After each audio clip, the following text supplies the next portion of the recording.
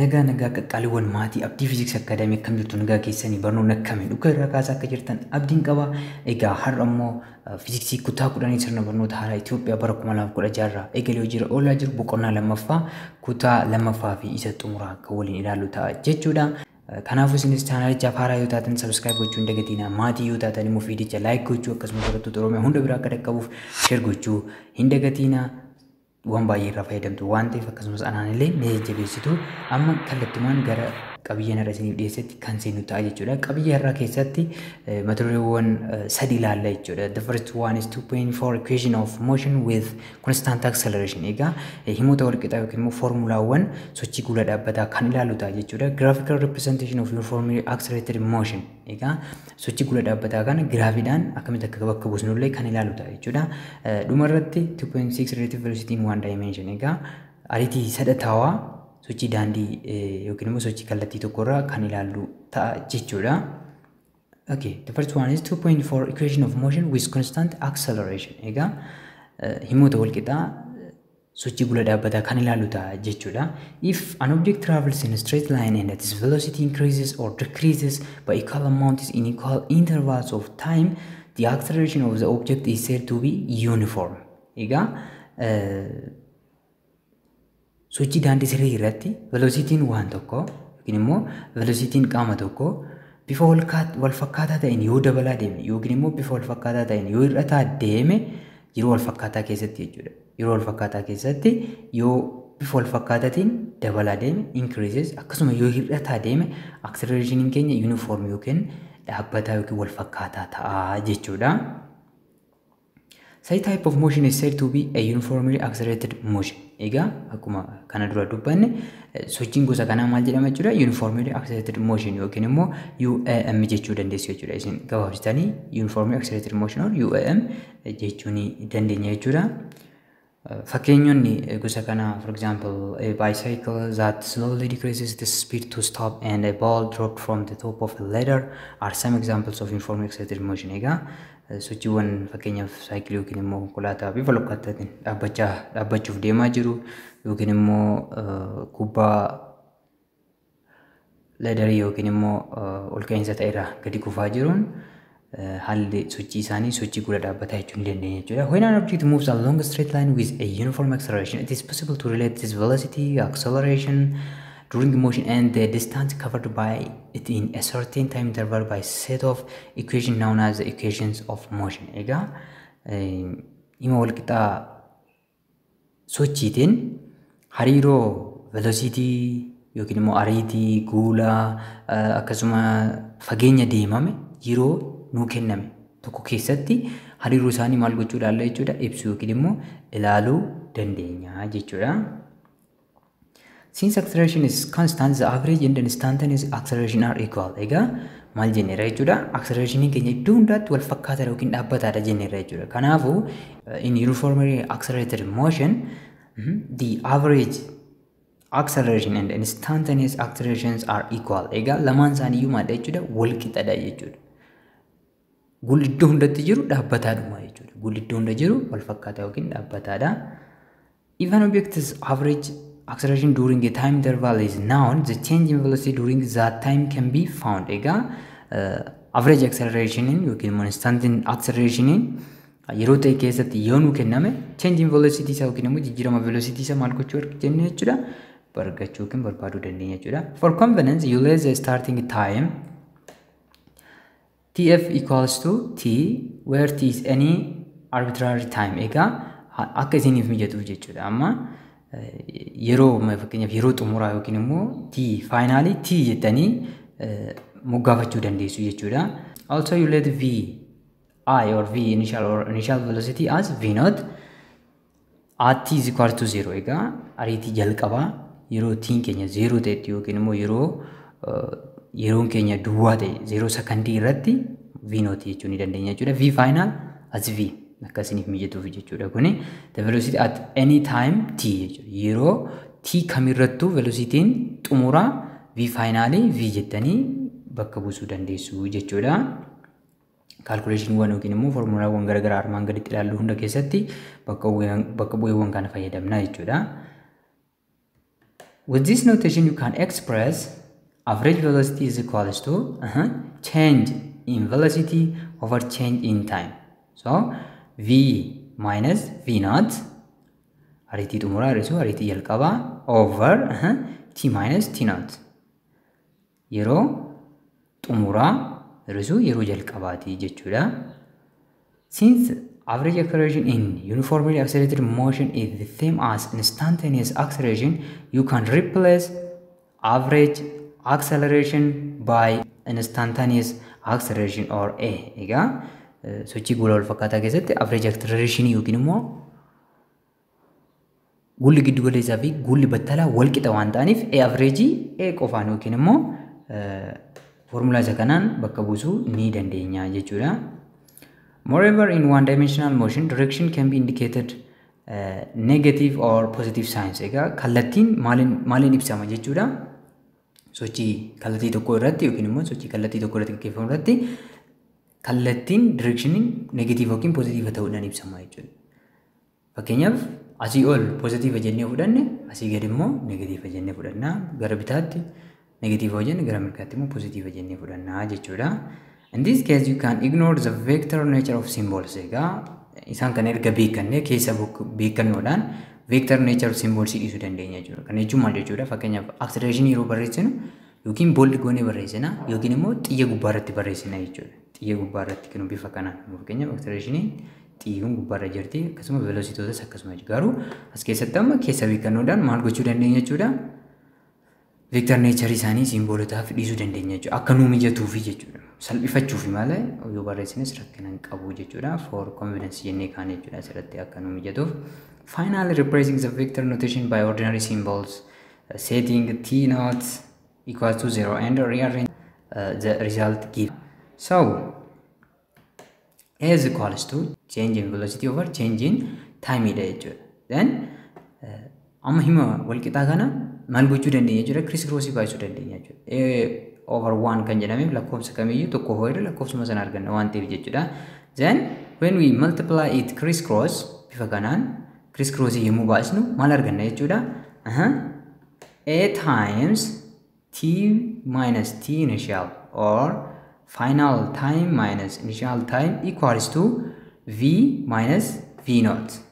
V minus v naught. Iddoo kanatti A times t minus t naught is equals to v minus v naught dha jechuudha. Iddoo kanatti jechuudha ariitii xumura hir'isu ariitii jalqabaa kan argannu ta'a jechuudha. Since t initial is equals to 0. Egaa maal jenneera yeroon jalqabaa keenya ka'umsi keenya duwwaadha jechuudha. Duwwaa isa kan irraa kaana jechuudha. Then at is equals to tiin kun egaa tiin kun duwwaa ta'e asii maal qabna jechuudha? A times t qabna. At is equals to v minus v initial ta'a jechuudha. V final or final velocity minus initial velocity ta'a jechuudha. So, isa kana v qofa fakkeenyaaf ariitii xumuraa kana qofa barbaadu yoo barbaanne maal goona jechuudha? Gama lachuttuu ariitii jalqabaa yookiin immoo v naught idaana jechuudha. Argitanii ariitii jalqabaa yookiin v naught kan idaanu ta'a jechuudha. So, v minus final velocity minus initial velocity plus initial velocity equals to at plus v naught. Kamalachittu v naught idaane jechuudha. Then amma asii negative v naught plus positive v naught maal ta'a jechuudha? Wal balleessuudhaan 0 ta'a jechuudha. Then dhumarratti maal arganna? V is equals to initial velocity. Final velocity is equals to initial velocity plus acceleration times t or t final. This is the first equation. Equation jalqabaa jechuu dandeenya jechuudha. Egaa equationoota kana babal'isnee ilaaluu dandeenya. Saayinsii keessatti egaa foormulaa tokko irraa ka'uudhaan foormulaa hedduu fi keenya babal'isuu dandeenya jechuudha. Fakkeenyaaf kitaaba keessan irratti naannoo foormulaawwan afurii kaayira 5 gochuu dandeenya. Babal'isuu dandeenya jechuudha. Kuni amma akka equation jalqabaa arganneerra jechuudha. Fakkeenyaaf ariitii jalqabaa waan tokko beektanii gula isaa akkasuma yeroo nuu isinii kenname ariitii xumuraa barbaade yoo jedhamtan sochii gula wal fakkaataa keessatti foormulaa kana fayyadamtanii argattu jechuudha. This linear relationship enables us to find the velocity at any time t. Egaa relationshipin kun yookiin immoo foormulaan kun velocity yookiin immoo ariitii xumuraa yeroo t kamirrattu jechuudha. T nu kenname t xumuraa kamirrattu barbaadu yookiin immoo akka argannuuf nu gargaara. You can make use of the fact that when the acceleration is constant, such that when the velocity varies linearly with the time, the average velocity is given as acceleration in dhaabbataa ta'ee velocity maalidha bifa wal fakkaataa ta'een yoo maal ta'e yoo jijjiiramaa deeme average velocity akkamitti arganna jechuudha. Jalqaba irratti yookiin immoo kutaa jalqabaa qabiyyee kana yookiin lessinii kana keessatti ilaallee turre jechuudha. So formulaan suni maal ta'a jechuudha? V average is equals to initial velocity plus final velocity over 2. Isa kanaan argachuu dandeenya jechuudha. Kuni maal keessatti qofa jechuudha? Sochii guuluu wal fakkaataa keessatti jechuudha. To find the displacement as a function of time, you first let S initial or position jalqaba jechuu dandeenya as S naught, the initial position at time t is equal to 0, and S final as S, the position at any time t. Displacement t kamirrattu barbaadus ni dandeenya. Amma velocity xumuraa ilaalladha. Amma immoo displacement yookiin immoo position wanti sun xumura irratti argamu barbaaduu dandeenya jechuudha. If the initial position is at the origin, S initial is equals to 0, and hence change of S is equals to S dha jechuudha. Gidani amma wanti tokko ka'umsa isaarraa yookiin immoo origin irra yoo jiraate S initial keenya t is equals to 0 yookiin immoo t initial keenya irratti S initial 0 ta'a jechuudha. Kanaafuu change of S keenya yookiin immoo S xumuraa keenya maal ta'a jechuudha? S ta'a jechuudha yookiin immoo distance xumuraa ta'a jechuudha. So formula keessan yeroo darbe irraa immoo maal jennee irra jechuudha? Total displacement or change in S is equals to average velocity times time taken. Time taken ida jechuudha. So formulaan kun jira jechuudha. V average ni maal jennee irra asirratti jalqaba irratti V average is equals to V initial plus V final over 2 jennee irra jechuudha. V final over 2 jennee irra jechuudha. Amma isa kana maal goona rearrange goona yookiin immoo bakka wal jijjiirre equation lammaffaa arganna jechuudha. So S is equals to, instead of V average we have V initial plus V over 2 times time taken. This is the second equation. Equation lammaffaadha jechuudha. Kana maal gochuuf jechuudha? Fakkeenyaaf sochii guula dhaabbataa keessatti initial velocity isinii kenname, ariitiin jalqabaa, ariitiin xumuraa isinii kenname, yeroon isinii kenname, displacement yoo gaafatamtan kallattumaan maal gochuu dandeessu? Isa kana argachuu dandeessu jechuudha. But from the first equation, V final is equals to initial velocity plus AT, acceleration times time taken. Egaa equation jalqabaa irra garuu kana qabna jechuudha. So amma yoo barbaanne V iddoo V ishee kana bakka buusuu dandeenya. Akkasuma V initial dhaaf illee derive gochuu dandeenya jechuudha. So substituting V initial plus AT in place of V and making rearrangement gives S is equals to, argitanii amma maal jennee reesera? S is equals to V plus V initial times T over 2 jenne mitire S keenya akkas ture jechuudha. Then amma iddoo V maal buufna jechuudha? Iddoo V kallattumaan V initial plus AT buusne jechuudha. So S is equals to V initial plus V initial plus AT times T over 2 arganna jechuudha. Then isa kana yemmuu calculate goonu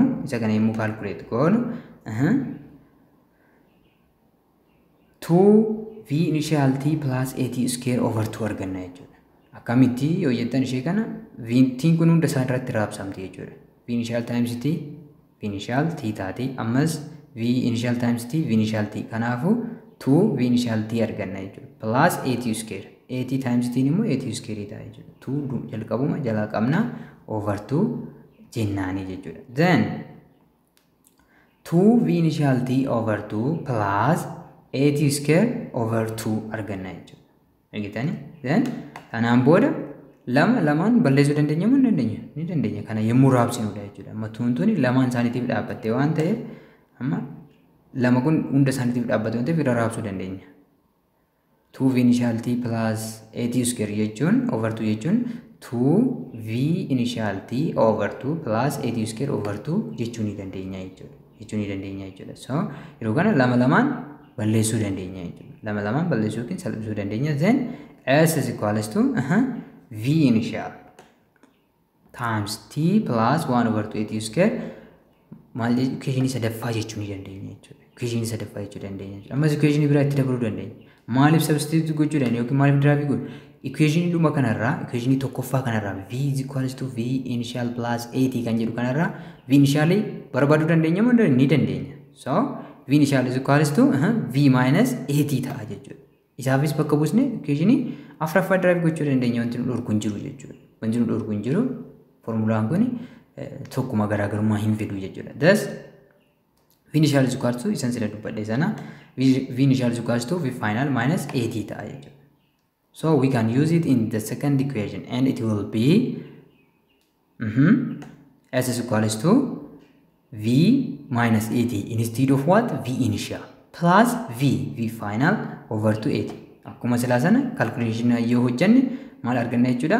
2VT minus AT square over 2 arganna jechuudha. Kunis wal qixa maal ta'a jechuudha? 2VT over 2 akkuma silaa sana jechuudha. Amma tuuntuni lamaan isaaniitiif dhaabbatte waan ta'eef diriirsuu dandeenya jechuudha. 2VT over 2 minus AT square over 2 jechuudha. Akkuma silaa sana lama lamaan salphisnee maal arganna jechuudha? Equation afraffaa argachuu dandeenya jechuudha. S equals to VT minus 1 over 2 AT square. You can take it as the fourth equation. Amma inni kun kitaaba keessan irra hin jiru, kitaaba isa haaraarra garuu isa kanatti fayyadamuu dandeessu jechuudha. Maaliif dandeettii keessan akkaataa itti yaadu keessan babal'ifachuu dandeessu jechuudha. Tokkuma jechuudha. Deebiin formulaa kanaan fayyadamtanii argattanis akkasuma formulaa kana fayyadamtanii argattan wal qixadha yookiin immoo wal fakkaatadha jechuudha. Kan barbaadan fayyadamuu dandeessu. Akkasuma isa shanaffaas barbaaduu dandeenya. Sometimes there are times when the time of motion is unknown. Egaa yeroo tokko tokko gaaffilee garaagaraa keessatti yookiin sochii garaagaraa keessatti yeroon dirqama nuu kennamuu dhiisuu danda'a jechuudha. Yoo yeroon nuu kennamuu baate akkamitti barbaanna kan jedhu equation nu barbaachisa jechuudha. From the first equation we have V final is equal to V initial plus AT. Equation jalqabaarra isa kan akka qabnu beekamaadha jechuudha. So AT equals to V final minus V initial by subtracting V initial from both sides. Egaa gamalachuu V initial yoo hir'isne maal ta'a jechuudha? AT is equal to V minus V naught ta'a jechuudha. Kuni beekamaadha. So T dhaaf derive gochuu dandeenya jechuudha. T is equals to V minus V initial over A argachuu dandeenya. Dividing both sides by A. Then T erga arganne booda equation lammaffaa keessa ammas bakka T laal. Equation lammaffaa maal qabna? S is equals to V initial plus V over 2 times T qabna jechuudha. Iddoo T maal buusne jechuudha? Amma iddoo T kana iddoo kana equation T dhaaf derive goone kana bakka buusne S keenya argachuu yookiin immoo final velocity keenya argachuu dandeenya jechuudha. Yeroo bakka buusnu S is equals to V initial plus V over 2 or average velocity times T. T means this one. Final velocity minus initial velocity over A jennaani jechuudha. Then isa kana yemmuu diddiirsinu yemmuu walitti raabsine kana jechuun kana kanaan baasuu jechuun V initial times V minus V initial plus V times V minus V initial yookiin V naught ta'a jechuudha. Over 2A lama baay'isuudha 2A ta'a waan ta'eef jechuudha. Kana tokko isaa yemmuu diddiirsinu V initial times V final minus V initial square V initial in double iddoo ta'u jechuudha. Plus V square minus V final times V initial. Egaa amma V over 2A. V initial times V iddoo lamatti qabna. Inni tokko positiiva, inni tokko negatiiva jechuudha. Kana jechuun lakkoofsi baay'ataan kuni baay'ataan as jiru kuni 5 yoo ta'e, inni kun immoo negatiiva 5 yoo ta'e 5 irra 5 0 ta'a jechuudha. So isaan simplify yookiin immoo balleessuu dandeenya jechuudha. Then maaltu nu hafa? Rearrange gochuu dandeenya. V square qabna. V square asii V square qabna. Asii immoo minus V initial square qabna jechuudha. So S is equals to V square minus V initial square over 2 arganna jechuudha. Isa kanaan dhiisuu dandeenya barbaanne immoo rearrange gochuu dandeenya jechuudha. Rearrange goone maal arganna? V square is equals to V initial square plus 2AS as the fifth equation. Egaa equation shanitti gochuu dandeenya jechuudha. V square is equals to V initial square plus 2AS jenne maalidha jechuudha? This equation is an independent of time. Amma yeroon yoo nuu kennamu baate final velocity nuu kenname, initial nuu kenname, qaxxaamurri deemame nuu kenname, huula kenna yoo beekne maal argachuu dandeenya jechuudha? isaan kana keessa kan barbaanne argachuu dandeenya jechuudha. Final velocity argachuu dandeenya, initial velocity argachuu dandeenya, acceleration argachuu dandeenya, qaxxaamura argachuu dandeenya jechuudha. Kan gaafatamne tokko isaan kana keessa tokko yoo gaafatamne yeroo osoo hin qabaatin maal gochuu dandeenya? Shallaguu yookiin immoo barbaaduu dandeenya jechuudha. Okay, fakkeenyota haa ilaallume. Examples. A race car travels on a racetrack at 44 meters per second and slow at a constant rate to a velocity of 22 meters per second over 11 seconds. How far does it move during this time? Egaa konkolaataan tokko maalidha jechuudha? Maaliin deemaa ture jechuudha? Ariitiin jalqabaa isaa 44 meters per second ture jechuudha. Innaa ariitii isaa slows at constant rate. Rate jechuun constant rateidhaan ariitii isaa hirri isaa dhufa jechuudha. Guulli isaa dhaabbataadha jechuudha. Gara 44 irraa meeqatti gadi xiqqeesse? 22 meetira per sekondiitti yeroo 11 sekondii keessatti xiqqeesse. Egaa ariitii isaa kana 44 irraa gara 22tti gadi xiqqeessuudhaaf yeroo 11 sekondii keessatti qaxxaamura hammamii itti fudhata kan jedhudha jechuudha kan gaafatamne. So given we have initial velocity 44 meters per second, final velocity 22 meters per second, and time 11 seconds. The required one is displacement. Solution: S is equals to average velocity times t, or v initial plus v over 2 times time taken. So, isa kana fayyadamne maal gochuu dandeenya jechuudha? Qaxxaamura deemame salphumatti argachuu dandeenya. Equation isa lammaffaa fayyadamuu dandeenya jechuudha. So we have v initial 44 plus 22 meters per second v final and 11 second over 2. Isa kana walitti hidhaane yommuu kanaan baasnu meeqa arganna jechuudha? 66 over 2 times 11 dha jechuudha. So, amma 66 kana lamaan yommuu shiru 33 arganna jechuudha. 33 baay'isuu 11 ta'a jechuudha. Unitiin keenya sekondiidhaan maal ta'a? Simplify ta'a jechuudha. Sekondiidhaan simplify ta'a. Then 33 11 baay'isnee yommuu lamaa hiru 726 hiruu lama argachuu dandeenya yookiin jalqabuma 66 lamaaf irra 33 baay'isuu 11 soo jenne deebii wal fakkaataa arganna jechuudha. So qaxxaamurri deemame meeqa ta'a jechuudha? 363 meetira ta'a jechuudha. Baay'ee salphaa fi kan namatti toludha jechuudha. Okay, the second one is a truck is traveling at 22 meters per second when the driver notices a speed limit sign for the town ahead. He slows down to a speed of 14 meters per second. He travels a distance of 125 meters while he is slowing down. A. Calculate the acceleration of the truck. B. How long did it take the truck driver to change his speed? Egaa amma jalqaba ammas konkolaataan kun konkolaataan fe'iisaa kun meeqaan deemaa ture? 22 meetira per sekondiidhaan deemaa ture jechuudha. Jalqaba irratti jechuudha. Then yommuu konkolaachisaan kun mallattoo speed limit kan saffisa konkolaataa to'atu mallattoo kana yommuu argutti fuuldura isaatti maal godhuu qaba dirqama ariitii isaa hir'isuu qaba jechuudha. Ariitii isaa kana garamitti saffisa isaa kana garamitti hir'ise gara 14 meetira per sekondiitti hir'ise jechuudha. Yommuu saffisa isaa kana 22 irraa ka'ee gara 14tti gadi hir'isuudhaaf guula dhaabbataadhaan fageenya hammamii deemee jechuudha? 125 meetira deemee jechuudha. Meetira deemee jechuudha. So irratti maal gaafatamne? Acceleration gaafatamne jechuudha. Acceleration dhaabbata yookiin constant acceleration gaafatamne, dhumarratti immoo maal gaafatamne? Time gaafatamne jechuudha. So given we have initial velocity 22 meters per second, final velocity 14 meters per second, distance covered 125 meter, and the required one is A, acceleration, and B, T, or time taken. Solution: the first one is, since v square is equals to v initial square plus 2s, argitanii amma taayimiin asitti maalidha jechuudha? Nuun kennamne jechuudha.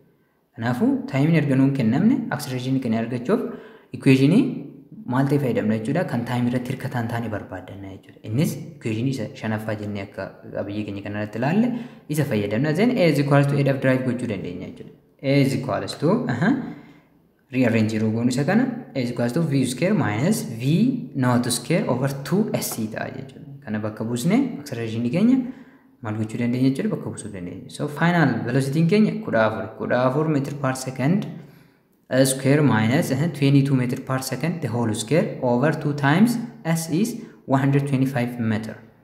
Then 14 square yeroo goonu 196 meter square per second square unit square dhitaa jechuudha. Minus 22 square yeroo goonu 484 meter per second square over second square arganna jechuudha. Over how much?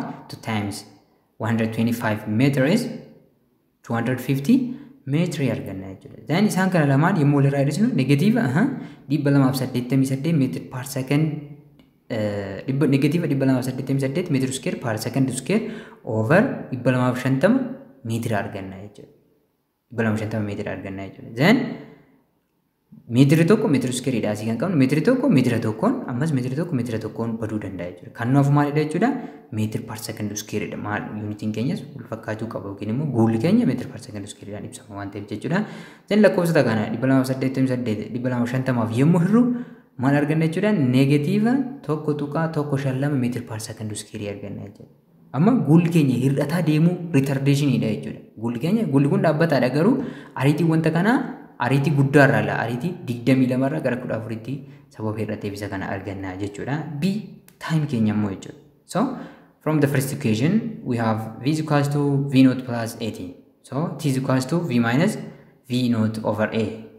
Formula kana drive godhachuu dandeenya jechuudha. Then 14 irraa 22 over guulli keenya meeqa jechuudha? Negative 1.152 meter per second square jechuudha. Then 14 irraa 22 8 negative meter per second over negative tokko tuqaa shallama meter per second square. Egaa negative dhaan maal ta'uu danda'a? Simplify ta'a jechuudha amma jechuudha. Yeroo negative hin jiru waan ta'eef then meter per second dhaan ammas maal ta'a?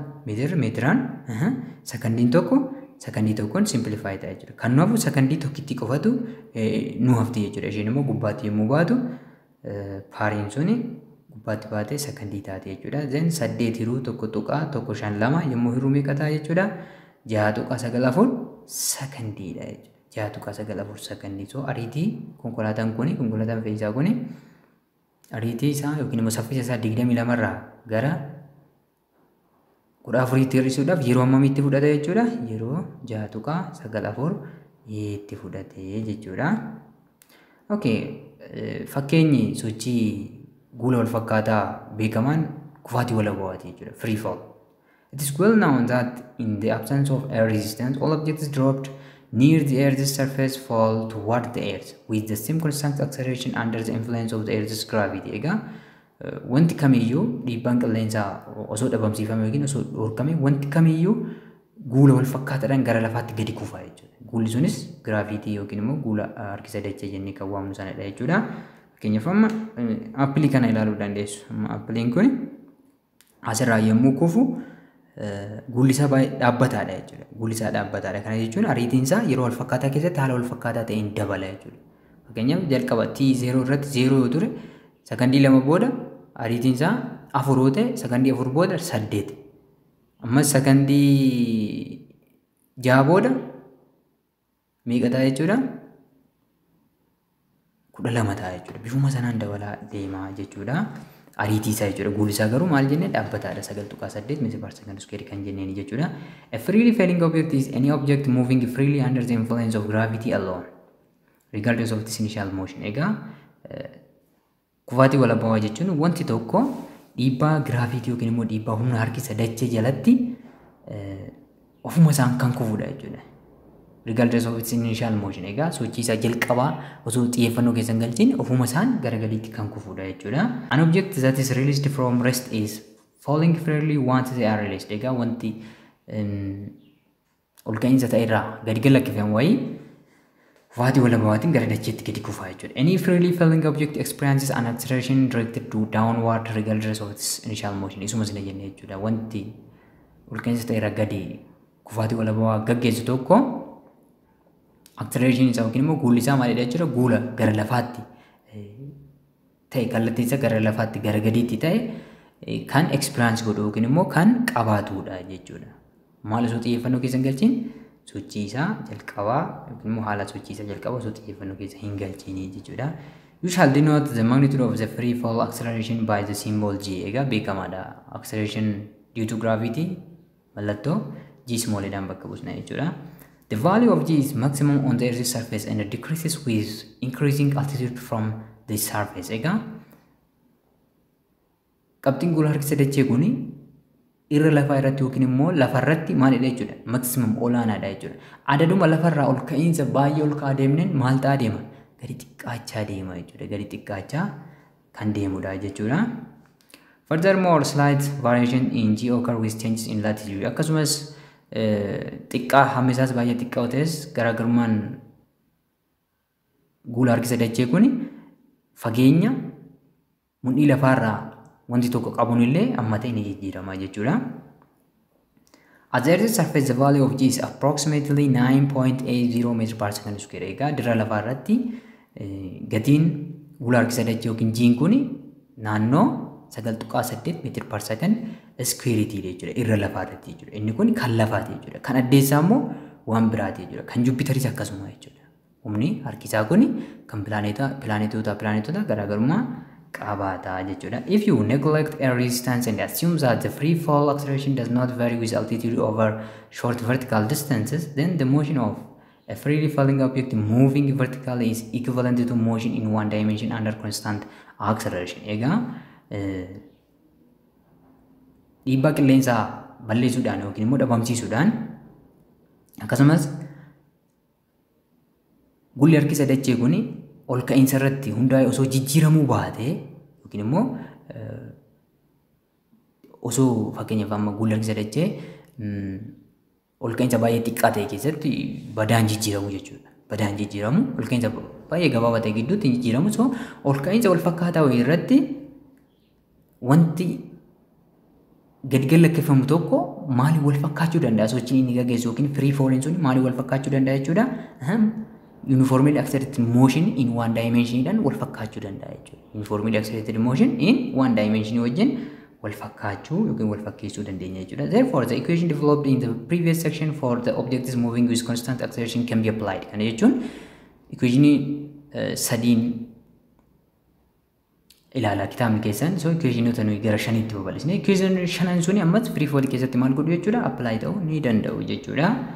The only modifications that you need to make in this equation for free falling object is to know that the motion is in the vertical direction, the y direction, rather than the horizontal direction, and that the acceleration is downward as magnitude of 9.80 meter per second square. Egaa garaagarummaan jiru sochiin nuyi sila ilaalaa turre sochii sarara xaaraatti yookiin immoo wanti tokko lafarra akka deemutti ilaalaa turre jechuudha. As keessatti garuu sochiin kun sarara yaarratti gaggeeffama. Akkasumas accelerationin keenya beekamaadha jechuudha. Waa'ee free fall dubbanna taanaan accelerationin keenya beekamaadha. Meeqa jechuudha? 9.8 meter per second square. Kallattiin isaa gara lafaatti jechuudha. Downward to the Earth's surface. Thus, you replace AY by G, which is equals to 9.80 meter per second square. Bakka buusuu dandeenya jechuudha. The equation of motion thus be modified as equation one sila ilaalla. Equation of UAM maal gochuu dandeenya jechuudha? Free fall dhaaf bakka buusuu dandeenya. The first one is V is equals to V initial plus GT. The first equation isa kanaan bakka buusuu dandeenya jechuudha. Again, the second equation HM maaliin bakka buusne? Bakka ST jechuudha. V initial plus V over 2 times T. The second equation. Again, equation sadaffaas akkasumatti jechuudha. V H is equals to V initial times T plus 1 over 2 GT square. The third equation. Again, the fourth equation H is equals to VT minus 1 over 2 GT square. And the last one is V square plus V initial square plus 2GH jechuudha. Wanti nuyi jijjiirra G fi H keenya qofa jechuudha. Bakka A G buusnee bakka S H buusnee garaagarummaan biraa hin jiru jechuudha. Kufaatii walabaawaa fi sochii wal qixa yookiin foormulaa maalii fayyadamna jechuudha? Sochii guula wal fakkaataa fayyadamna jechuudha. Where V is final velocity, V initial is the initial velocity, H is the vertical height, and G is acceleration due to gravity, and T is the elapsed time. Example, mee fakkeenya ilaallu. A stone that stands at rest is in free fall for 8 seconds. Calculate the stone's velocity after 8 seconds. B. What is the stone's height covered during this time? Egaa wanti tokko amma rest amma kennama keessan yookiin immoo gaafa fiiziksii keessatti ka'umsi wanta keessanii baay'ee murteessaadha jechuudha. So if something starts from rest, initial velocity isaa 0 dha jechuudha. Wanta boqonnaa irraa ka'e yeroo kamiyyuu final initial velocity yookiin immoo ariitiin jalqabaa isaa maal ta'a 0 ta'a jechuudha. Tiin nu kennameera. Then waan barbaanne asirraa argachuu dandeenya jechuudha. Velocity xumuraa argachuu dandeenya. Akkasuma heetii isaallee argachuu dandeenya jechuudha. Given we have initial velocity 0, t 8 second and g 9.80 meter per second square, then the required one is a final velocity at 8 second and h or heights covered during this time. Solution A. So amma v daf maal fayyadamu dandeenya jechuudha. Equation jalqaba fayyadamna jechuudha. Final velocity equals to initial velocity plus acceleration due to gravity multiplied by time taken. So v is equals to v initial plus gt dha jechuudha. Then lakkoofsaan bakka buufna jechuudha. v is equals to 0 plus 9.8 meter per second square times 8 second. Amma 0 0 dha. So secondii tokko maal gochuu dandeenya? Simplify goonet maal arganna jechuudha. 78.4 meter per second argachuu dandeenya jechuudha. Then h is equals to vt minus 1/2 gt square. Amma argitanii amma isa kana equation isa lammaffaadhaan isa fayyadamuu dandeessu jechuudha. h is equals to v initial t plus v initial t plus 1/2 gt square isa fayyadamuu dandeessu jechuudha. Isa kana yoo fayyadamtan deebiin formula lachuu fayyadamtanii argattan wal fakkaataa ta'a jechuudha. Then isa kanaan h is equals to 78.4 meter per second times 8 second minus 1/2 9.8 meter per second square times 8 second square dha jechuudha. Kanaafuu kan isin salphatuun isin kun beekumsa walii galii keessaniif akka ta'uuf formula kanaan hojjedhe garuu formula isa sanaanis hojjechuu dandeessu jechuudha. Deebiin keessan garuu maal ta'uu qaba? Wal fakkaataa ta'uu qaba jechuudha. Dhumarratti meeqa arganna? 313.3 meetira jechuudha. Qaxxaamurri keenya yookiin immoo heetiin wanti sun lafatti gadi kufuuf deeme hamma kana ta'a jechuudha. The other is 2.5 graphical representation of uniformly accelerated motion. Egaa sochii guula dhaabbataa yookiin sochii guula wal fakkaataa kana giraafiitiin akkamitti bakka buusna kan jedhu kan ilaalu ta'a jechuudha. The first one is position time graph. Egaa positionii jechuun yeroo darbe ilaalle irraa bakka itti argama waan tokkooti jechuudha. Bakka itti argama waan tokkooti. A position time graph is a graph that describes the motion of an object with position x of a particle on the y-axis and the time on the x-axis. Egaa position time graph kan jennu kuni graafii positionii wanta tokko sarara yaa irratti akkasuma yeroo inni itti fudhate immoo sarara xaa irratti kan agarsiisudha jechuudha. Bifa kanaan amma positionii keenya sarara yaa kanaan bakka buusna. Taayimii keenya immoo sarara xaa kanaan bakka buusna jechuudha. Then asitti orderiin nuyi uumnu yookiin immoo sarara asiin uumu kun immoo waan nu kennu qaba jechuudha. Isa kan ilaalu ta'a jechuudha. This graph will tell you the exact change in position of a body. Egaa graafiin kun jijjiirama bakka itti argama waan tokkoo kan nutti agarsiisudha jechuudha. Yeroo nu kennamu keessatti jijjiirama bakka itti argama waan tokkoo agarsiisa. The position time in relation for uniformly accelerated motion along a straight line is s equals to v initial t plus 1/8 square dha jechuudha. So formulaawwan laalla keessaa s bifa lamaan argachuu dandeenya. Isa kana ilaaluu dandeenya jechuudha. Dependence of s on t square shows that it is a quadratic equation or quadratic function of t dha jechuudha. Egaa t square jiraachuun isaa maal agarsiisa jechuudha. Formulaan keenya yookiin immoo equationiin keenya quadraticii ta'uu yookiin immoo kan quadraticii ta'uu isaa nutti agarsiisa jechuudha. So graafiin quadraticii immoo erga keessatti barattaniitu maal ta'a jechuudha? Parabolaa ta'a jechuudha. So the position time graph for uniformly accelerated motion is parabola. Parabola ta'uu isaa kan nutti agarsiisudha jechuudha. Position time graph slope represents the velocity of the object. Egaa position time graph slopein maal bakka bu'a jechuudha? Velocity wantichaa bakka nuu bu'a jechuudha. Velocity wantichaa nuu bu'a. Because the line is curved, however, its slope keeps changing jechuudha. Argitanii amma sararri keenya yookiin immoo graafiin keenya sila akkuma argitan maalidha jechuudha? Curvedha jechuudha. Kanaafuu slopein ni jijjiirama jechuudha. So akkamitti slope jijjiirama kanarraa yookiin immoo curve line kanarraa maal argachuu qabna? Instantaneous velocity akkamitti argachuu akka dandeenyu kan ilaalu ta'a jechuudha.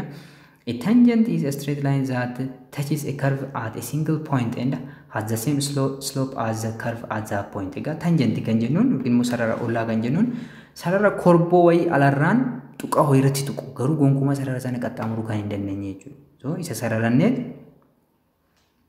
waa'ee velocity giraafii sana dubbachuu dandeenya jechuudha. Just choose a point on the curve and draw a tangent to the curve at that point as shown in the below figure. Egaa akkuma asirratti argitan amma karviin kun jira jechuudha. Kuni amma karviin kun jira. Then tuqaa barbaadan irratti fakkeenyaaf tuqaa kanarratti yoo ta'e tuqaa kanaaf sarara tangentii ta'e sararannaa jechuudha bifa kanaan. Tuqaa kanaaf sarara maal ta'e tangentii ta'e. Iddoo kanatti karvii kana ni tuqaa garuu sarara kana gonkumaa qaxxaamuruu kan hin dandeenye sararatu. Asitti soo ta'e akkasuma jechuudha. Tuqaa kana iddoo kanatti kan tuqu sarara qajeelaa kan ta'e tuqxu then instantaneous velocity iddoo kana akkasuma iddoo kana maal gochuu dandeessu jechuudha argachuu dandeessu jechuudha bifa san fayyadamtaniin. The slope of the tangent line is therefore an instantaneous velocity. Egaa slope sarara tangentii suni amma sarara tangentii iddoo barbaadanitti jedhe iddoo kanatti sararuu dandeessu iddoo kanatti sararuu dandeessu kan iddoo kana ariitii battalaa iddoo kana jiru nutti hima jechuudha. Kan iddoo kanaas ariitii battalaa iddoo kana jiru inni kunis ariitii battalaa iddoo kana jiru nutti hima jechuudha. The slope of a line describes its steepness. Egaa slope yookiin immoo dhundhulli sarara tokko hammam sararri suni ol ka'iinsa yookiin immoo ol ka'a akka deemu yookiin immoo gadi ciisaa akka ta'e nutti agarsiisa jechuudha. Slope is determined by comparing the magnitude of the rise, the change between points on the x-axis, and the magnitude of the run, the change between the same points on the x-axis. Egaa erga keessattis barattaniitu sloping yookiin dhundhulli waan tokko jijjiirama sarara yaarraa hiruu jijjiirama sarara xaatiin kan argannudha jechuudha. So slope is equal to rise over run, which is equal to change in y over change in x. That is instantaneous velocity. Ariitii battalaa yeroo nuu kenname irratti jiru kan ittiin argachuu dandeenyudha jechuudha. The instantaneous velocity of an object at a specific point in time is just the slope of the tangent to the curve of the position time graph of the object's motion at that specific time. Isuma jenne jechuudha. Instantaneous velocity jechuun tuqaa yeroo nuu kenname irratti jechuudha. Sakandii tokkoffaa irratti, lammaffaa irratti, sadaffaa, shanaffaa, ja'affaa irratti maalidha jechuudha? Sloopii sarara tangentii nuyi karvii keenya irratti sararra jechuudha. Tuqaa ta'e irratti sararra, tuqaa sakandii nuu kenname irratti sloopiin sarara tangentii sana instantaneous velocity keenya bakka nuu bu'a jechuudha. That means the magnitude of the velocity of an object at a point where the tangent line touches the graph is the slope of the tangent line jechuudha. Isuma irra deebisa jechuudha. Kanaafuu hammi velocity keenya sloopii sarara tangent line sanaa ta'a jechuudha. Example. Fakkeenya kana ilaallu. A car starts from rest and accelerates with 10 meters per second square for 10 seconds on the straight level road. Draw position time graph and calculate the instantaneous velocity at 6 seconds. Egaa kennamaan keenya initially qabna boqonnaa irraa ka'e waan ta'eef jechuudha. The car starts from rest and it accelerates with the 10 meters per second square. Acceleration qabna yeroo qabna. Kanaafuu instantaneous velocity sakandii 6 irratti barbaadu akkamitti dandeenya giraafii isaa kaafne jechuudha. Giraafii ni kaafna, giraafii irraa immoo instantaneous velocity sakandii kanarraa akkamitti barbaaduu dandeenya yookiin agarsiisuu dandeenya kan jedhu kan ilaallu jechuudha. Here given we have initial velocity 0 meter per second and acceleration 10 meter per second square and t 10 second. Again sakandii 6 irrattis waan gaafatamne qabna jechuudha. Required position time graph and v at 6 second. Itire v at 6 second gaafatamneera jechuudha. Solution using equation of constant acceleration motion. Ishee sila dubbanne sana jechuudha. S is equals to 1 over 2 square. We have the following table when v initial is equals to 0 jechuudha. So formula kana bakkuma t bakka buusaa deemtu jechuudha. Bakkuma t bakka buusaa deemtu jechuudha. So S is equals to 1 over 2 square jechuun v initial keenya 0 waan ta'eef v initial t plus dha waan ta'eef v initial 0 times t jechuun 0 dha waan ta'eef dhiifne jechuudha. So 1 over 2 square n keenya meeqa 10. T keessan 0 irraa kaatanitti bakka buusaa dandeessu jechuudha. So 10 hiruu 2 meeqadha asumatti salphisuu dandeenya. Fakkeenyaaf yeroo tiin keenya 0 ta'u 10 hiruu 2 5 baay'isuu 0 square 0 ta'a jechuudha. Ammas asitti immoo 5 baay'isuu tiin keenya tokko ta'u t square meeqa? T square meeqa? Tokko baay'isuu 5 ta'a jechuudha. Akkasuma bakka buusaa deemtan amma 6 sekandiitti 180 itti fufuu dandeessu jechuudha. Amma 10 sekandiitti itti fufuu dandeessu jechuudha. Bifa kanaan gabatee erga qopheeffataniin booda giraafiin keessan maal ta'a jechuudha. Giraafiin keessan isa bifa kana fakkaata jechuudha. Bifa kana fakkaata jechuudha. So silas dubbadheera instantaneous velocity akkamitti kaasuu akka dandeenyu sinitti meera jechuudha. Then sakandii 6 keessan irratti tuqaa sarara kana fakkaatu uumtu jechuudha. Tuqaa sarara amma sakandii 6 irratti sararri kun maal ta'eera? Instantaneous velocity keenya bakka nuu bu'a jechuudha. Sloopii maalitu? Sloopii sarara nuyi sararree kana jechuudha. Iddoo kana sakandii 2 irratti soo barbaadne kan ola tuqaa kana sarara kanatti sararreetti sloopii isaa barbaadna jechuudha. Iddoo barbaadne sloopii yeroo barbaadne iddoo barbaadne fudhachuu dandeenya. Fakkeenyaaf asii fi S as fudhachuu dandeenya jechuudha. Barbaanne immoo tuqaa kanaa fi tuqaa kana fayyadamuu dandeenya. Jijjiirama sarara yaa hiruu jijjiirama sarara xaatiin argannaa jechuudha. So amma nuyi kan gaafatamne maalidha jechuudha? Sakandii ja'affaa irratti jechuudha. So place the position S on the y-axis and the T on x-axis bifa kanaan kun y-axis irratti positionii x-axis irratti time qabna. Draw the tangent line at the given time. Tangent line amma sa'aatii si kenname irratti kun oolan 6 sekondiidha miti nuyi kan gaafatamne. 6 sekondii irratti sarara kana maal goona jechuudha sarara jechuudha. The slope of the tangent line drawn at 6 seconds of the x-axis coordinates represents the instantaneous velocity as the instant of 6 seconds. Egaa slopein sarara kanaafi gite slopein sarara yaa kanaafi sarara xaa kana maal sekondii 6 kanarratti tuqaa kanarratti sararre waan ta'eef instantaneous velocity sekondii 6 irratti jiru bakka nuu bu'aa jechuudha. Giraafiidhaan agarsiifnee jirra. Then the slope of tangent line becomes isa kana maal arganna jechuudha change in over change on t arganna jechuudha. Change over t arganna jechuudha. So fakkeenyaaf amma tuqaa kanarratti fudhanne nuyi slope isaa yommuu barbaannu 300 sarara yaan keenya olaanaan isaa gadaanaan isaa 100 so 300 hir'isuu 100 irra yeroo keenya ilaalla jechuudha. Asii 8 sekondiidha. Mitire asiin immoo iddoo kamii fudhanne iddoo kanaa fudhanne jechuudha. Iddoon kun 4 ta'e iddoon kun 5 ta'a irra 5 sekondiidha jechuudha. So 300 hir'isuu 200 hir'isuu 100 ta'a. 8 hir'isuu 5 3 ta'a jechuudha. So 200 hir'uu 3 velocitiin keenya instantaneous velocitiin sekondii 6 irratti meeqa ta'a jechuudha? 66.7 meetir per sekondii ta'a jechuudha. Fakkeenya biraas ilaaluu dandeenya jechuudha asumatti. Fakkeenya biraas ilaaluu dandeenya jechuudha. Suppose the track traces with average acceleration of 20 meter per second square starting from rest for 5 seconds. How far does it travel in this time? Draw position versus time graph jedha jechuudha. So kunis akkuma silaati jechuudha. Kennamoonni keenya jiru recording keenya maalidha jechuudha.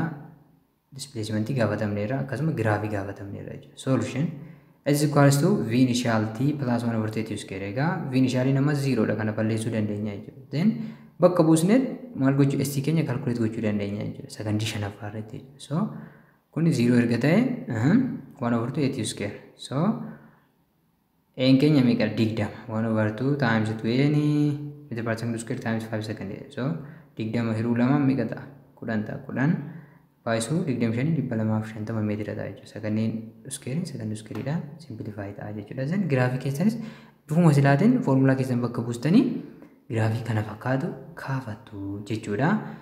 Second one is velocity time graph. Amma immoo giraafii yeroo fi ariitii kan ilaalu ta'a jechuudha. A graph plotted with time along the x-axis and the velocity along the y-axis is called the velocity time graph jechuudha. Egaa sararri yaan velocity yoo bakka nuu bu'e sararri xaan immoo time yoo bakka nuu bu'e giraafiin sun maal jedhama jechuudha? Velocity time graph yookiin immoo giraafii ariitii fi yeroo jechuu dandeenya jechuudha. A velocity time graph of the given motion shows how its velocity changes as it travels in a given time. Egaa velocity time graphing kun maal nu ibsa jechuudha? Velocitiin yeroo nu kame keessatti hammamiin akka jijjiirame beekuuf kan nu gargaarudha jechuudha.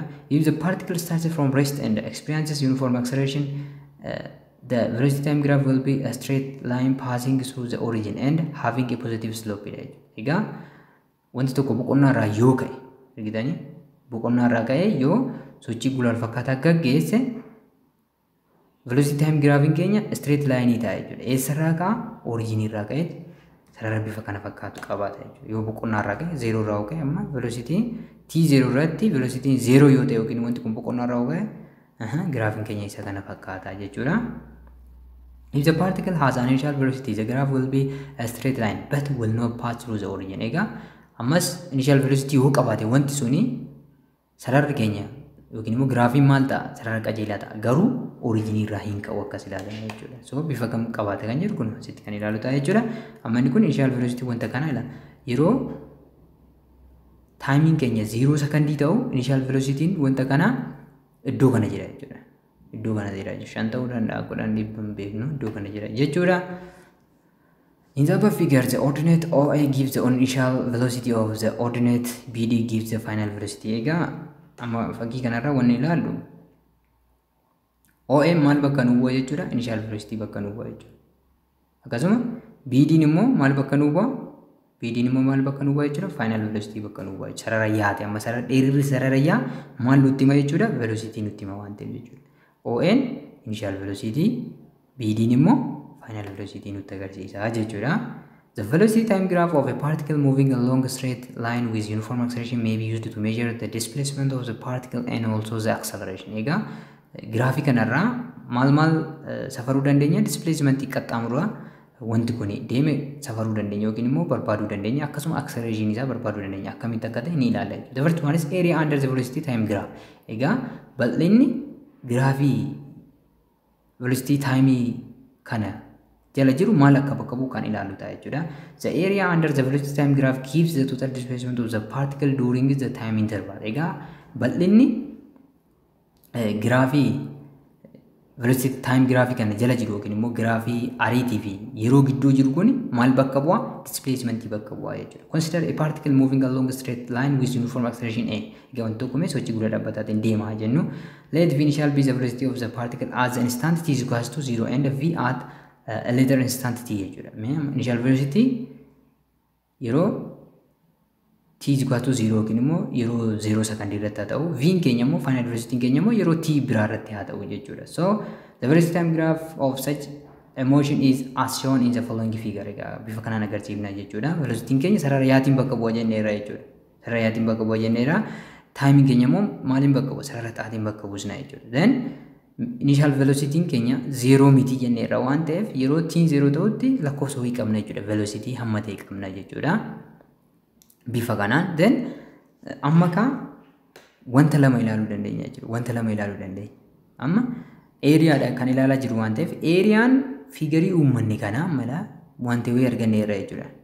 Roga afur waan qabu wayii kennu roga asii roga kan roga lammaffaa roga sadaffaa akkasuma roga kan areaan gidduu kana jiru kun areaan wanta kana maal bakka nuu bu'a jechuudha? Displacement bakka nuu bu'a jechuudha. So area wanta kana argachuuf wanta kana caccabsuu qabna jechuudha. Caccabsuu qabna. Fakkeenyaaf v noot bakka jettu kana kaane sarara wayii garanattuu sararri rog-sadee tokkoo fi rectangle tokko arganna jechuudha. So bal'ina rog-sadee ida'u bal'ina rectangle displacement keenya bakka nuu bu'a jechuudha. The area under the gravity time graph during the interval 0 to t is area of ABDO. Egaa ABDO bakka buusne fakkeenyaaf A tuqaa kana hojjenne B tuqaa kana C iddoo kana D O ta'e area wanta kana maal bakka nuu bu'a jechuudha? Displacement keenya yookiin qaxxaamura deemame bakka nuu bu'a jechuudha. So area kana barbaaduuf bakka lamatti qoodachuu qabna isiniin jedheera. Argitanii rog-arfee tokkoo fi rog-sadee tokkotti qoodnee jirra jechuudha. Then formula rog-sadee maalidha? 1/2 base times heightidha jechuudha. Base times heightidha. Formulaan immoo rectangle length times width jechuudha. So area of ABDO is equal to area of rectangle ACDO plus area of triangle ABC. Suma nama dubbadhe sana jechuudha. So area of ABDO is equals to AO times AC. AO times AC. Argitanii AO'n isa kana jechuudha. Length keenya ta'e width keenya immoo AC. Maal area maalitti jechuudha? Rectangle jechuudha. Plus 1/2 AC times BC. AC times BC. AC keenya base keenya jechuudha. Height keenya immoo BC keenya ta'a jechuudha. Then but asitti garuu sila maal jenneera? AO keenya V initial dha. Fageenya asii ga'e asitti jiru AO dha V initial bakka nuu bu'a jechuudha. AC immoo maal bakka nuu bu'a? AC immoo maal bakka nuu bu'a? T bakka nuu bu'a jechuudha. Yeroo 0 irraa ga'e hamma T iddoo kanatti deeme bakka nuu bu'a jechuudha. BC keenya immoo maal bakka nuu bu'a? Change in V bakka nuu bu'a jechuudha. BC jechuun kun iddoo kana fageenyi iddoo kana qabe amma iddoo kanatti deemame maalidha jechuudha? V dha jechuudha. V dha jechuudha. Change in V immoo maal ta'a jechuudha? BC nuu ta'a jechuudha. BC nuu ta'a jechuudha. BD minus DC nuu ta'a jechuudha. DC nuu ta'a jechuudha. So BC jechuun change in velocity V minus V initially ta'uu beekuu qabdu jechuudha. So area ABDO is equals to V initiality plus 1/2 T times V minus V initially arganna jechuudha. Formula keenyatti deebine yookiin formula keenya argannee jirra jechuudha. A is equals to V minus V initial over T. So V minus V initial is equals to AT dha jechuudha. V minus V jechuun immoo maaliin bakka nuu bu'a? AT bakka nuu bu'a jechuudha. AT bakka nuu bu'a jechuudha. So eriyaan kun maal ta'a jechuudha formulaa keenyatti nu deebi'eet displacement keenya bakka nu buusaa ibsa jechuudha. Then slope of velocity time graph. Slope isaa maal bakka nu bu'a? Slope velocity time graph maal bakka? The slope of the velocity time graph gives the acceleration of the particle. Egaa slope graph kana maal bakka nu bu'a jechuudha? Acceleration dhaabbata keenya bakka nu bu'a jechuudha. Similarly as said earlier for particle moving along a straight line with constant acceleration, the velocity time graph will be a straight line inclined to the time. Egaa sararri isaa maal ta'a jechuudha? Sarara qajeelaa akka ta'u sila dubbanneerra jechuudha. Isaan kun isaanuma sila dubbanne. So the acceleration is equal to v minus v initial over t bc over ac slope isaa kan jenne sana formula keenyas hin deema jechuudha. So isuma kana dubbate jechuudha baay'ee salphaadha. That is the slope of the vt graph gives the acceleration of the particle. Egaa slope vt graph acceleration akka bakka nu bu'u beektanii bira darbatan gahaadha jechuudha. Velocity time graph for uniform retardation. Retardation immoo maal jechuudha?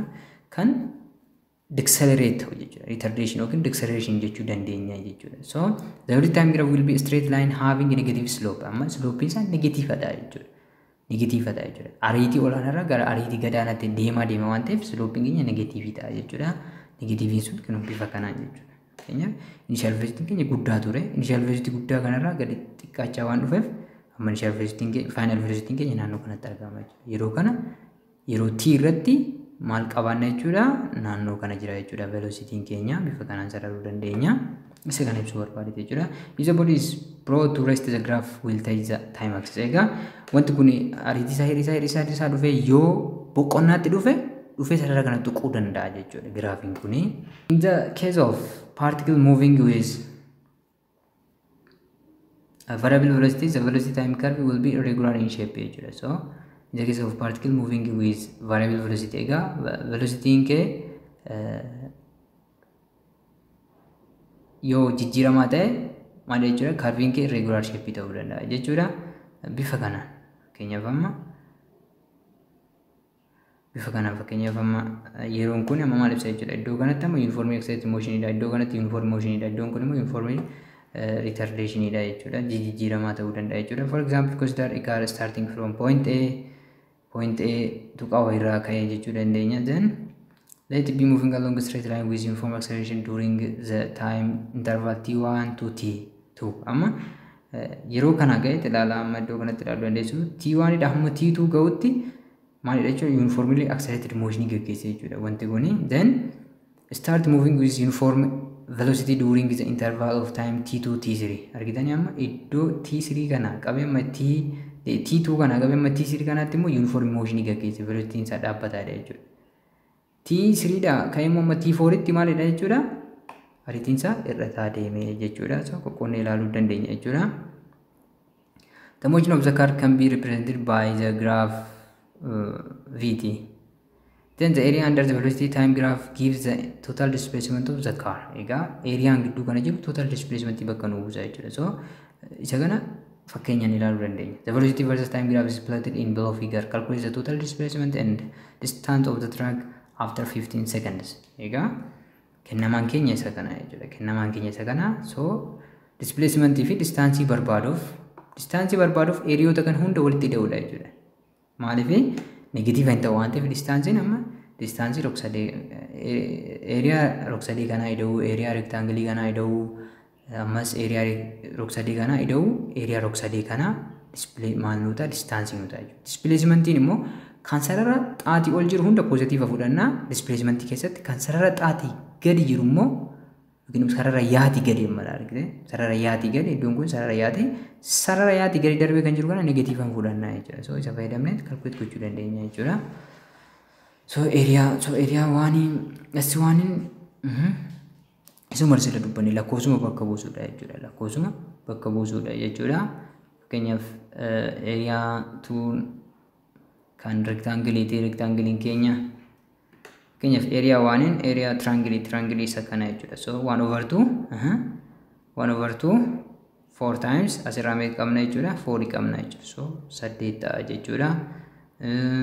Akkasuma kan rectangle akkasuma jechuudha.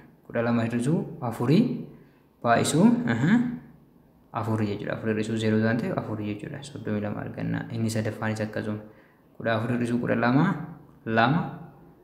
1/2 lama isaan waliin badu baay'isuu inni kun meeqadha jechuudha ammas 4 jechuudha 4 meetira arganna jechuudha isa afuraffaas akkasumatti jechuudha isa afuraffaas meeqa arganna jechuudha 1 meetira arganna jechuudha rog sadeeda waan ta'eef jechuudha then displacement yeroo barbaannu ishee sarara yaati gadi jirtu kana negatiivan fudhanna 1 meetira kana negatiiva goona kallattii agarsiisa waan ta'eef jechuudha fageenya keessatti garuu kan hunda walitti hidhuudha jechuudha garaagarummaan isaanii isuma kana then the total distance h1 h2 plus 3 plus 4 is equal to 45 meetira ta'a jechuudha displacement keenya immoo ishee xumuraa qofa negatiiva taasisuu qabna jechuudha so 43 meetira in positive arganna jechuudha acceleration time graph inni biraa immoo graafii guulaa fi yeroo kan ilaalu ta'a jechuudha acceleration time graph shows the acceleration plotted against time for particle moving in a straight line egaa inni kun immoo sochii daandii sirriirraa irratti graafii guulaa fi yeroo kan agarsiisudha jechuudha acceleration keenya sarara yaa irratti kaafama akkasuma yeroon keenya sarara xaa irratti kaafama jechuudha akkuma warra kaanii for uniformly accelerated motion acceleration is constant with time kun beekamaadha jechuudha acceleration dhaabbataadha jechuudha yeroo hunda so hence acceleration time graph will be straight line parallel to the time axis jechuudha egaa acceleration keenya dhaabbataadha waan ta'eef yeroo hunda irratti kanaafuu graafiin acceleration time kun maal ta'a jechuudha guulaa fi yeroo kun parallel to x axis ta'a jechuudha bifa kana argitanii amma kana jechuun yeroo 0 duwwaa irratti maalidha jechuudha acceleration keenya hammuma kana dhaabbataadha kudhan ta'e kudhan sagantii irrattis kudhanuma dhibba irrattis dhaabbataadha acceleration keenya jijjiiramuu dhiisuu nutti agarsiisa jechuudha for a straight line parallel to the time axis slope equals 0 jechuudha so sarara xaadhaaf waan parallel ta'eef slope isaa 0 dha jechuudha maaliif asittis kudhan ta'e asittis kudhan waan ta'eef kudhan dhiisuu kudhan 0 dha waan ta'eef 0 inni nambariin immoo 0 ta'a waan ta'eef jechuudha an acceleration time graph can be used to find the change of velocity change of v during various time intervals jechuudha so acceleration time graph kun maal barbaaduun change in v argachuuf nu fayyada jechuudha change in v yookiin immoo at argachuuf nu fayyada jechuudha change in v jechuun at dha jechuudha sababni isaas a is equal to change in v over t waan ta'eef so amma acceleration graphic kanarraa maal change in v yookiin immoo at argachuu dandeenya jechuudha this is accomplished by determining the area under the line on the acceleration of time graph egaa bal'ina gidduu kana jiru bal'ina rectangle kana barbaaduudhaan av keenya yookiin immoo jijjiirama velocity yookiin immoo final velocity minus initial velocity argachuu dandeenya yookiin immoo kun immoo maaliif wal qixa ta'a acceleration times timeidhaan wal qixa ta'a jechuudha so eriyaan kun maal bakka nu bu'a eriyaan cuquliisaan barraa'e kun maal bakka nu bu'a at yookiin immoo av change in v bakka nu bu'a jechuudha bifa kanaan as equals to change in v yookiin at dhaan bakka nu bu'a jechuudha in uniformly accelerated motion position time equation is quadratic and hence the graph is parabolic jechuudha so position time graph in maalidha quadratic waan ta'eef graphiin keenya parabola ta'a jechuudha bifa kanaan kun bifa kanaan parabola ta'a jechuudha inni lammataan the slope of position time graph is equal to instantaneous velocity egaa sloping sarara tangentii fakkeenyaaf sarara tangentii iddoo kanatti osoo sararre yookiin iddoo kanatti osoo sararre asitti sararre slope isaa barbaanne instantaneous velocity tuqaalii kana bira jiran asirratti jiran arganna jechuudha velocity time equation is linear and hence the graph is straight line egaa velocity time equation linear dha waan ta'eef graafiin isaa maal ta'a straight line ta'a jechuudha bifa kanaan straight line slope isaa maal bakka bu'a jennee jala sira slope isaa acceleration bakka bu'a jechuudha eriyaan achi jala jirus maal akka bakka bu'u ilaalleerra hunda isaanii ilaalaa deemuu dandeessu jechuudha relative velocity in one dimension amma immoo ariitii sadhatawaa sochii kallattii tokkorraa kan ilaalu yookiin daandii tokkorraa kan ilaalu ta'a jechuudha any measurement of distance speed velocity and so on must be made with respect to reference frame of or frame of reference jedhu egaa wanti hunduu sadhataan jechuudha waa'ee sochii yeroo dubbannu yeroo hunda sadhata irratti hundoofneeti jechuudha sadhata yookiin immoo bakka ka'umsaa keenya irratti hundoofneeti jechuudha when you say an object has a certain velocity you must state its velocity with respect to a given reference frame egaa wanti tokko velocity hamma ta'e qaba yommuu jettan sadhata wayii qabaachuu qabda jechuudha sadhatiin sun maalirraan lafarratti hundooftaniiti moo aduurratti hundooftaniiti moo maalirratti kan jedhu sadhanni baay'ee barbaachisaadha jechuudha for example consider two cars approaching one another as in the below figure each with a speed of 80 km/h with respect to the earth egaa amma konkolaattota kana lamaan ilaala amma ariitiin isaanii 80 km/h kan jennu kan lamaan isaaniitu frame of reference keenya jechuudha lafadha maaliif lafti ni dhaabbattee jirti waan ta'eef lafa jechuudha garuu namni konkolaataa kana keessa jiru yookiin immoo namni konkolaataa kana keessa jiru ariitii wantoota kanaa yookiin ariitii konkolaataa kanaa akkamitti safaruu danda'a kan jedhu konseptii akkasii akka hubannuuf jechuudha. Maaliif kunis as deemaa jira, kunis as deemaa jira. Kanaafuu wantoonni kun lamaan ariitiin isaanii baay'ee olaanaa ta'a jechuudha. Nama as keessa taa'ee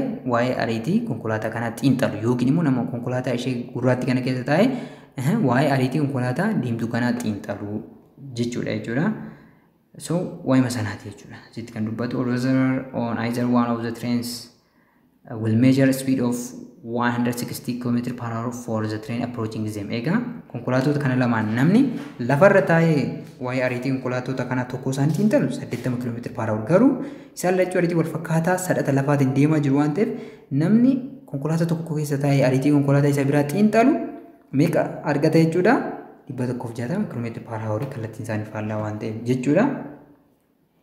Similarly, when one car traveling 90 km/h passes a second car traveling in the same direction 75 km/h at the first car has speed relative to the second car 90 km/h minus 75 km/h, which is equals to 15 km/h jechuudha. Garuu kallattii wal fakkaataa irra jiraatanidha. Wal hordofaa osoo deemanii konkolaataan inni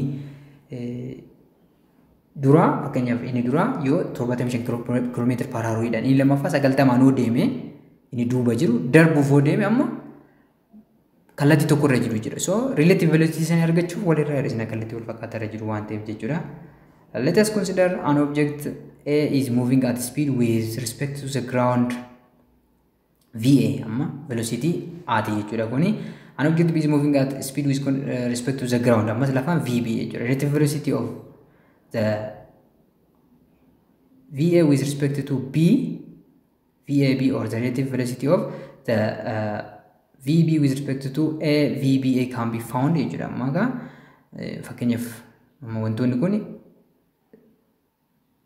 ariitiin isaanii kophaa kun maal irratti jechuudha? Sadhan isaanii lafarraa jechuudha. So VAB is equals to VBA, which is equals to VA plus VB jechuudha. Yoo opposite direction qabaatan. Opposite direction yoo ta'e kallattuma walitti dhiyaanaa jechuudha. When the objects are moving in the same direction, yommuu kallattii wal fakkaataa irra deeman, VAB jechuun velocity A with respect to B jechuudha. Velocity object A respect to B dhaan barbaanne VA minus VB ta'a. Yommuu velocity B with respect to A barbaanne yoo ta'e, which is equals to VB minus VA ta'a jechuudha. Example ilaaluu dandeenya. A car is moving with speed of 80 km/h while car B is moving with speed of 65 km following car A. Calculate the relative velocity of B with respect to A. Amma ka ila konkolaataan kun speedii meeqaan deemaa jira yookiin saffisa meeqaan 80 km/h dhaan aan jechuudha. Baan immoo 65 deemaa jira jechuudha. Following car A eenyu duuba jira? Following car A eenyu duuba jira? Konkolaataa A kana duuba jira jechuudha. So calculate the relative velocity of B with respect to A. Amma relative velocity yookiin immoo relative velocity konkolaataa abbaa sadhata maalitiin? Sadhata konkolaataa Aatiin safaraa jechuudha. Sadhata amma 80-65 kan jenne kun lamaan isaanii sadhata lafaatiin. Garuu sadhata konkolaataa deemaa jiru kanaatiin akkamitti? Kallattii wal fakkaataa irra deemu waan ta'eef so amma kan nuyi gaafatame giivaniin keenya maal jechuudha? VA 80 km/h, VB 65 km/h, kan nuyi gaafatamne VBA dha jechuudha. Velocity B sadhata Aatiin barbaanna jechuudha. Kana jechuun kallattii tokko irra jiru waan ta'eef VB minus VA ta'a jechuudha. So VB is equals to 65 km/h minus 80 km/h ta'a jechuudha. So VB'n keenya negative 15 km/h dha jechuudha. Kun maal nutti agarsiisa? Konkolaataan baan saffisa 15 km/h tiin konkolaataa A irraa duubatti hafee jira jechuudha. A thief is running away on a straight road on a jeep moving with speed of 9 meters per second and the policeman chases him on a motorcycle moving at speed of 10 meters per second. If an instantaneous separation of jeep from the motorcycle is 100 meters, how long does it take for the policeman to catch the thief? A 1 second, B 19 seconds, C 90 seconds, D 100 seconds. Egaa amma waa'ee hattuu fi poolisii haasaa jira jechuudha. Waa'ee hattuu poolisii ta'e egaa hattuun kuni konkolaataa jeep jedhamtu kanaan speedii 9 meetira per sekondiidhaan deemaa jira jechuudha. Poolisiin immoo motoraan 10 meetira per sekondiidhaan deemaa jira jechuudha. So fageenyi garaagarummaan yeroo sanatti gidduu isaanii jiru 100 meetiradha jechuudha. So hattuu kana qabuuf poolisii kana yeroo hammamii itti fudhata kan jedhu fudhannaa jechuudha. So equation dhuma keenya fayyadamneet maal goona jechuudha? Relative velocity keenya fayyadamneet arganna jechuudha. So jalqaba maal gochuu qabna jechuudha? Relative velocity eenyu barbaaduu qabna? Policeman with respect to TV barbaaduu qabna jechuudha. So innis maal ta'a jechuudha? jalqaba isa barbaaduu qabna. So relative velocity of police with respect to thief is equals to velocity of policeman or motorcycle minus velocity of jeep or the thief, which is equal to 10 meters per second minus 9 meters per second 1 meter per second ida jechuudha. Garaagarummaan isaanii then calculate time taken to cover the distance of 100 meter with 1 meter per second relative speed. Egaa amma relative velocity poolisicha 1 meter per second ida waan ta'eef garaagarummaan fageenya yeroo sanatti isaan gidduu jira 100 meetira waan ta'eef 100 meetira cover gochuudhaaf sa'aatii hammamii itti fudhata kan jedhu formula keenya fayyadamnee barbaaduudha jechuudha. So t is equals to s over v, which is equals to 100 meter divided by 1 meter per second, which is 100 second. So the answer is D, 100 second dha jechuudha. Secondii 100 booda hattuun ni qabamti jechuudha. Walumaa galatti qabiyyeen irraa isa kana fakkaata jechuudha. Kanaafuu isinis chaanalichaaf haaraa taatan akkuma sila jedhe subscribe gochuun dagatina, maatii taatan immoo like share gochuun dagatina, akkasumas yaada qabdan koomentii keessatti naaf kaa'aa akkamitti akka isin fooyyessuu qabullee waan barbaade kutaa itti aanu irratti boqonnaa 3 elasticity and static equilibrium of rigid body kan jedhu ilaalla. Hamma qabiyyee itti aanu wal agarrutti fayyaa nagaa naaf ta'a. Bye bye.